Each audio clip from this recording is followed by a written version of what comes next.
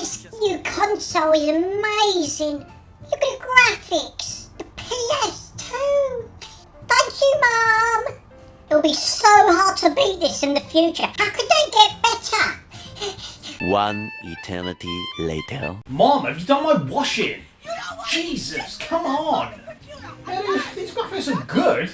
I wouldn't say it's next generation. You're such a spoiled brat.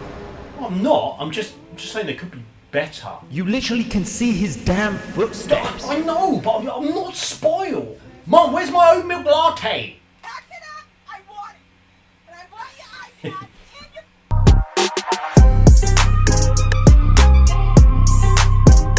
When it came to the next generation of gaming with the PS5, there was no doubt that the one thing I was most excited for on this fresh new piece of hardware was the stunning graphics we were gonna get. At 60 FPS with no loading screens, oh, so good.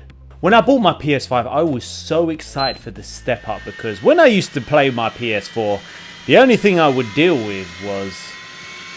Jesus Christ.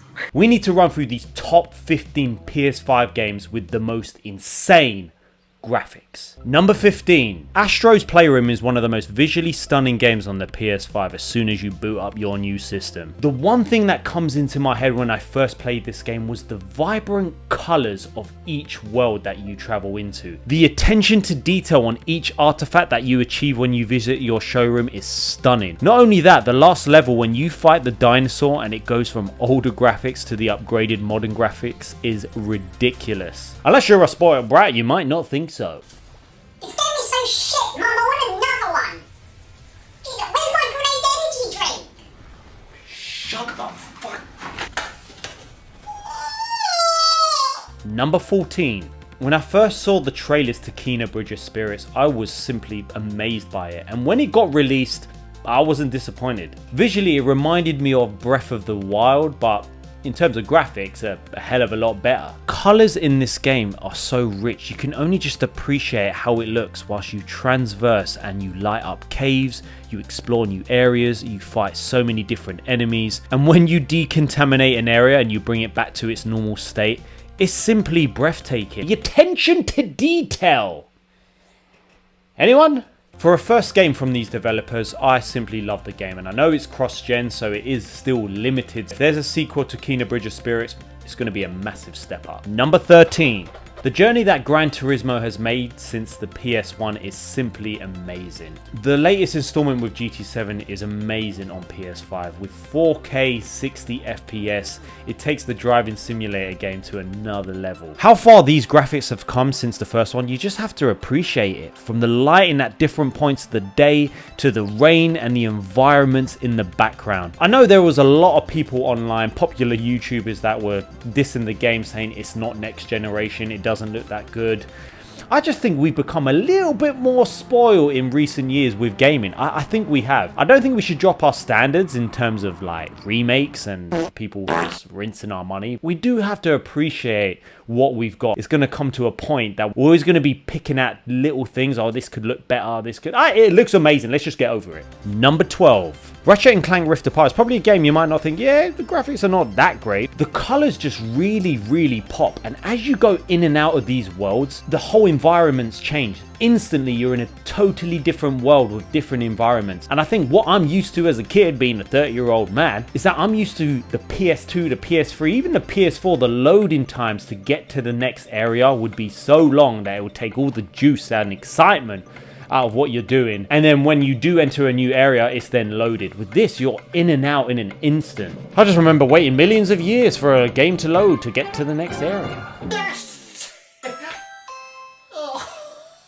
Number 11. Spider-Man and Spider-Man Miles Morales have some of the best facial animations I have seen. I think these games simply are like movies, and some of the animations and the emotions in certain scenes, wow, you just feel it. Especially that one scene at the end. Damn, you feel this scene.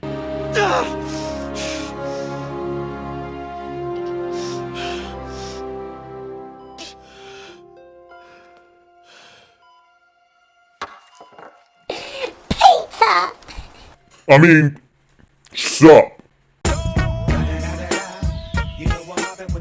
And with Spider-Man Miles Morales, I think it takes it to another level. I think with his abilities, I think the colors make the most difference, especially in Spider-Man Miles Morales. They just pop, especially with his yellow Venom.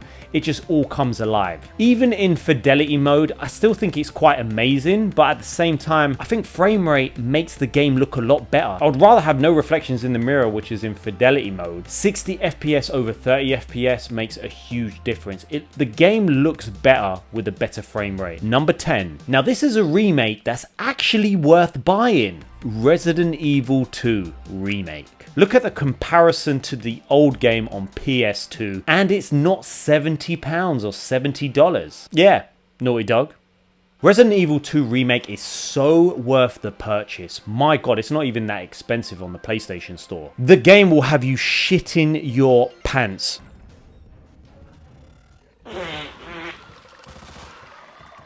They ask you how you are, you just have to say that you're fine when you're not really fine, but you just... Horror games now, with the Resident Evil games and other games coming out, fuck.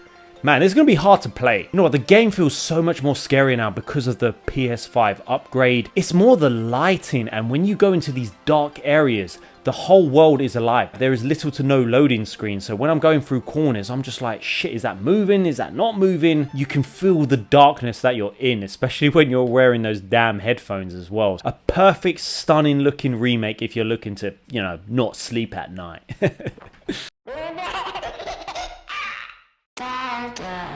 Number 9. I recently played Star Wars Jedi Fallen, and I wasn't really much of a Star Wars fan, but when I played this game, I really love the world of Star Wars. Now, the attention to detail in this game is breathtaking, from landscapes in the background, which you can see amazing monsters and aliens. The underground worlds you visit feel all very different. And not only that, from little details such as Cal's hair moving, the way the character moves is so natural. Imagine what games are going to be like when they actually focus on bringing them to the PS5. Number 8. Probably one of the most beautiful post-apocalyptic games made on the PS5 or upgraded for the PS5, and that is Metro Exodus. The world is so detailed, from the gun design, the different levels you visit in the game. There is so much variety in this survivor horror game. Only thing I wasn't too sure about, at the beginning of the game, the character models didn't seem that believable in terms of the lip syncing and even their animations at times. Where to now? Left across the square. Are you trying to kill me with worry? What if next time you don't return from the surface? There's no one out there, Artyom. No one to find, no one to talk to. But as I said in a previous video, it seemed to fix itself throughout the game as you got along, and then it seemed to actually be believable. This game is truly an amazing game. It's a hard game, but it's a stunning game. When you're transversing it and you're traveling, you have to take your time, you have to plan your route. It's a game, graphically, it's beautiful on the PS5. Just don't waste your bullets. Number 7. This game frustrates me, but also at the same time, it is a masterpiece of a game. Red Dead Redemption 2 is possibly the best open world game in history. Rockstar have not decided to do a 60 FPS update. I don't understand why they don't do it. Just patch in a 60 FPS update and I will be all over this game. I would be playing it so much. It just puts me off when I go back to playing it and it's 30 FPS. It shows how spoiled I am. Why, Rockstar? Why? Oh, money. Yeah. Everything in this game feels so real and alive. Like, this is the only game you actually feel sympathy for the NPCs. The way they act, move and talk to you feels so real, and whatever you do, there is consequences to what you do to these NPCs. The way Arthur walks, rides his horse, he moves is so natural. Even the way, if you create a fire, the detail of when you make that fire, how it spreads, is simply amazing. This cost between $370 and $540 million to make. 8 years, I believe, in the making. But damn, those loading screens.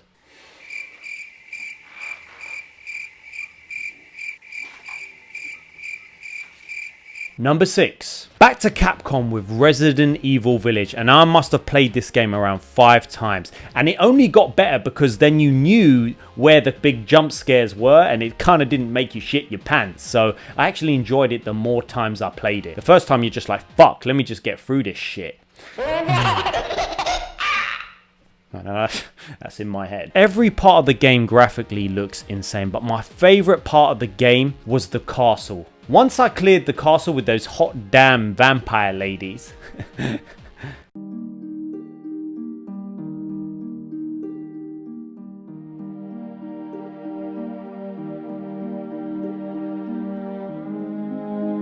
I mean, that's what I wanted them to wear. When I did clear the castle out, I honestly spent a hell of a long time just looking around the castle, appreciating the detail in the chandeliers, the lighting. I went in and explored different rooms. It was my favorite part of the game. I was honestly taken away with how good this game was, and I loved it, and they're bringing out new updates for it, so make sure you play the game. Number 5, one of my favorite games on the PS5, and that's Ghost of Tsushima. This game made me put over 100 hours into it, over 2 playthroughs. It felt so good to just ride your horse across the lands. I got so much satisfaction out of simply riding my horse.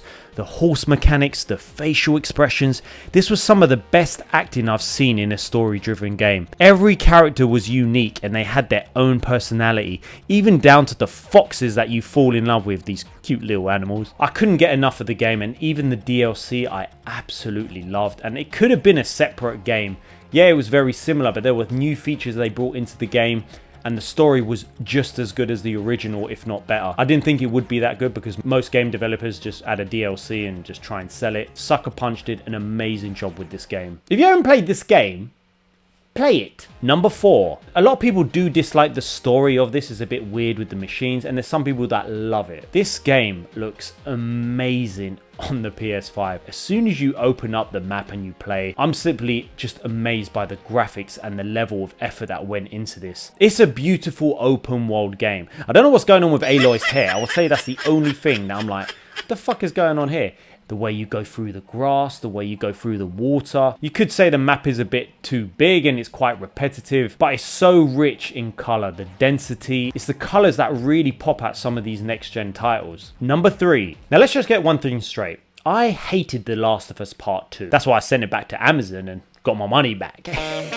Apart from that, this game has to be on this list. Naughty Dog, they're not only just good at fucking up their storylines and really pissing off their fans, they do make incredible games. And apart from the story, The Last of Us Part 2 looks amazing. And I know it's for the PS4, but the PS5 with the 60 FPS update just simply takes it to that another level. What they did with the PS3 version of The Last of Us was amazing, an interactive movie, and that game still lives up to today. The Last of Us Part 2 graphically was what you expect and so much more. The game is so rich in detail in every way. The way Ellie moves, the way she looks, even to the way she's going to shoot someone, the detail of pulling the trigger back, the way she upgrades her weapons is so satisfying to watch, seeing every little detail.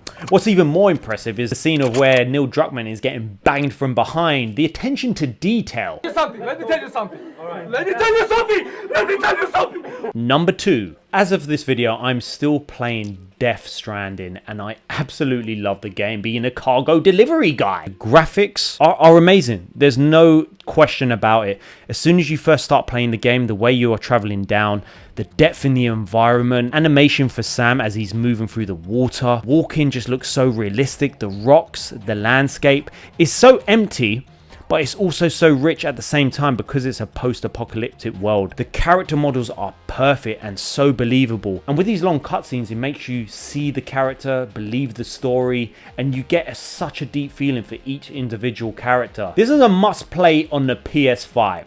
You know, after 10 hours when the story actually starts and you start finishing off delivering stuff, you'll finish off and the story will expand and you'll start delivering some more stuff, but it's great. Number 1. This game has to be number 1 on this list because unlike other games, this is actually rebuilt from the ground up for PlayStation 5, and that is Demon Souls. One of the most graphically incredible games on the PS5. This game is probably currently the best graphically impressive game out there so far. The lighting, the structures, they look so pleasing to watch. Don't get me started on the enemies. They are so different and unique, and this game, after a few hours of dying, I love the game. I think every world you go into and it feels different, and it's just so beautifully put together. If it was a lot easier, a lot of people would probably be talking about this game. That's just the way it is with From Software. You just got to get used to sitting down for a few hours to play the game, because you will be dying a lot. What do you think of the games that I've mentioned? Is there any I've missed out? Make sure you comment below and let me know what you think. Let's take a look at the comment of the day from my previous video. Top 16 must play PS5 exclusives in 2022. Shout out to O Predator. Now that's the kind of content that I love. I really appreciate the feedback on getting some of my videos. That's what I want to hear. I want to hear your feedback. I'm trying my very best. We're going to get there. We're going to get to 2,000 subscribers. It's a different humor. You can't really take me seriously because, you know, it's all a joke. Apart from Neil Druckmann. He's a knob.